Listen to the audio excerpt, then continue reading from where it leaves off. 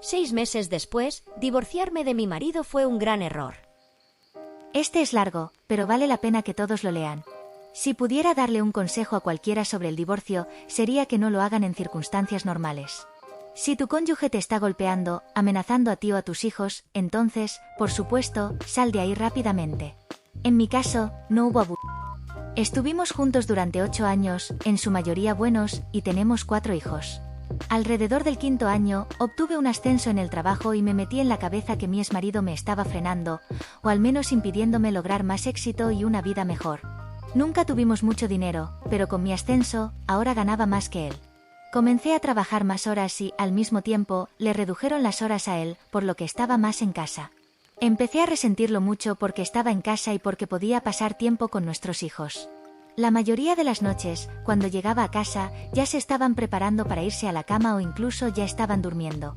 Después de unos meses en mi nuevo trabajo, estaba claro para mí que las cosas no iban bien en casa sin mí allí. Algunas noches, los platos no estaban hechos cuando llegaba a casa o los niños no habían comido o cualquier otra cosa que se me ocurriera para enojarme con él. Realmente no importaba. Él seguía diciendo que intentaría más, pero que era difícil estar en casa todo el tiempo. Eso siempre me enfadaba mucho. Durante los próximos 2 años, las cosas siguieron empeorando. Mis horas no eran más cortas y las suyas eran a veces a tiempo completo y a veces no.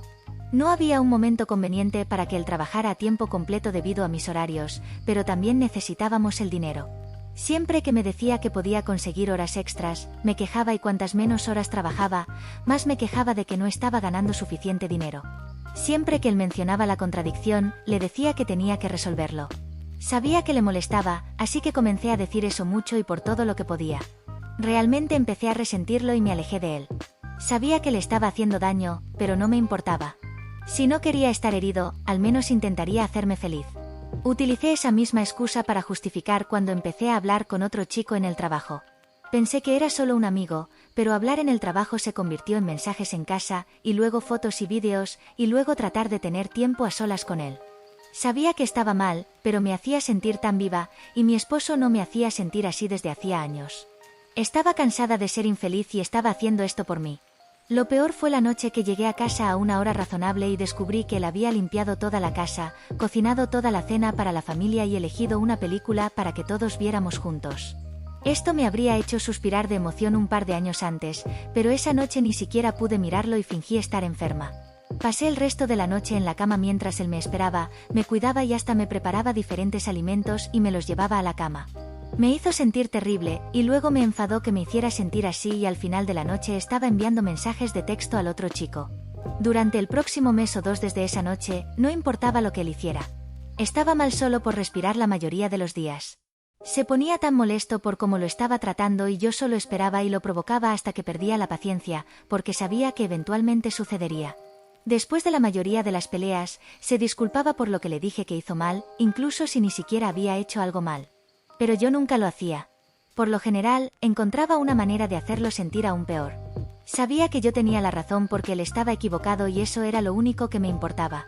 Incluso fingí que no me importaba cuando descubrió mi relación con el chico del trabajo. Realmente me destruyó por dentro verlo conteniendo las lágrimas, pero no iba a dejar que me viera así. Estaba en su punto más débil y fue entonces cuando elegí decirle que quería el divorcio. Casi podía escuchar su corazón rompiéndose dentro de su pecho. Habló y peleó y dijo que podríamos superarlo juntos. Realmente no estaba interesada en arreglar nuestro matrimonio, pero en su mayoría terminé las cosas con el otro chico solo porque sabía que podía recuperarlo si lo deseaba. Podía ver que estaba intentándolo y de vez en cuando le hacía saber, pero en su mayor parte seguía siendo una gran con él por cualquier razón que pudiera pensar. No estoy segura de cuánto más podría haber hecho el hombre para hacerme feliz, aparte de encontrar un trabajo que pagara lo suficiente para que yo no tuviera que trabajar en absoluto. Él decía que estaba buscando, pero buscar y encontrar son 2 cosas diferentes. Fue alrededor de este tiempo que descubrí este grupo y algunos otros. Comencé a publicar cosas sobre él, desde mi perspectiva solo, y recibí muchos comentarios positivos sobre cómo me sentía, lo que me hizo sentir que tenía razón. Cuanto más publicaba, más validación recibía. No era solo yo quien sabía que mi exmarido no valía la pena conservar. Tenía todo internet diciéndome lo terrible que era. Empecé a decirle cosas horribles y hasta ignorarlo por completo. Estaba tan segura con mi opinión y la de todos los demás que contacté a un abogado y en unas semanas ya había presentado la demanda de divorcio. Continué usando este sitio y algunos otros para validar mis sentimientos y recibir aliento para seguir adelante, y finalmente se hizo realidad. Fue bastante sencillo. Mi exmarido no pidió mucho, solo no divorciarnos e intentar resolverlo todo. A mí no me importaba eso. Él estaba roto, pero yo estaba libre. Podía hacer lo que quisiera sin tener que sentir culpa ni rendir cuentas a nadie. Fue una increíble sensación de libertad. Sin embargo, no duró mucho. En el primer mes después de que se mudó, olvidé sacar la basura 3 veces. También rara vez había un solo plato limpio y la ropa se acumulaba en montones, tanto que tuve que empezar a hacer la prueba del olor para ver si podía usarse de nuevo. También nunca vi a mis hijos más miserables. Mi hija mayor había visto algunos de los mensajes del otro chico meses antes y sabía que mi exmarido todavía quería intentar arreglar las cosas. No le llevó mucho tiempo dejar de hablarme, excepto para decir que quería ir a la casa de mi exmarido.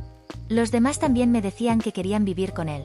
Hice lo mejor que pude para tratar de hacerlos felices, pero terminé comprándoles juguetes todo el tiempo y la felicidad solo duraba minutos. También tenía muchos problemas con el trabajo. Estando sola, no podía trabajar todas esas horas extras que se esperaba de mí. Finalmente, cedí y comencé a llamar a mi exmarido para que cuidara a los niños. Siempre venía tan pronto como podía y siempre me preguntaba si necesitaba algo. Cuando llegaba a casa, encontraba platos limpios y ropa, e incluso cena a veces. Nunca decía mucho después de que yo llegaba. Simplemente me decía que lo llamara si necesitaba algo y se iba. Una noche sacó la basura y la llevó a la acera porque era la noche de la basura y me había olvidado de nuevo. Siempre lucía tan triste cuando era hora de irse. Finalmente, después de un par de meses, mis amigos me convencieron de salir en una cita. Era para cenar y ver una película, y estaba emocionada y esperanzada, pero durante la cena empecé a sentir una abrumadora culpa. Se volvió tan intensa que ni siquiera fui a la película. Una semana y alrededor de 1 millón de lágrimas después, me encontraba en el diván de una terapeuta. Le conté todo lo que había sucedido, empezando por la promoción que obtuve en el trabajo. Ella no estuvo de acuerdo conmigo ni con ninguno de los estímulos para divorciarme que recibí. Terminé en su consultorio 2 o a veces 3 veces a la semana, y cuanto más hablaba para demostrar que tenía razón, más empezaba a ver lo equivocada que estaba. Fue verdaderamente desgarrador. No sé si lloré tanto en toda mi vida como lo hice en el primer mes en su consultorio. Después de aproximadamente $2.000 en sesiones de terapia, aprendí que mi exmarido tenía sus defectos, pero me di cuenta de que los míos eran mucho peores. Hice tantas cosas horribles y dije cosas horribles que no quisiera estar conmigo, pero él lo hizo. Todavía recuerdo cuando me pidió, en la reunión con el abogado, que por favor no siguiera adelante con eso. Sin embargo, lo hice, y luego más tarde alardeé aquí de lo genial que se sentía. Estaba muy equivocada, y ahora lo puedo ver. Hace unas semanas salí afuera con él cuando se iba de la casa. Le pregunté sobre la posibilidad de volver a estar juntos. Cuando me miró, sus ojos estaban llenos de lágrimas y algunas bajaron por sus mejillas. Me dijo que no sabía si podía. Dijo que el dolor había sido demasiado durante demasiado tiempo y que, si volviéramos a estar juntos, tal vez simplemente me daría la vuelta y lo haría de nuevo.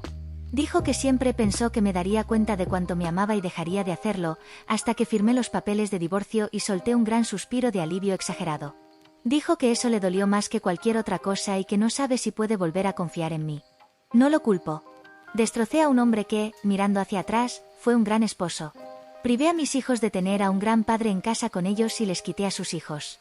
Y yo, la que presionó para el divorcio esperando felicidad y una vida de libertad, paso todo mi tiempo libre sentada en casa o en el diván de una terapeuta.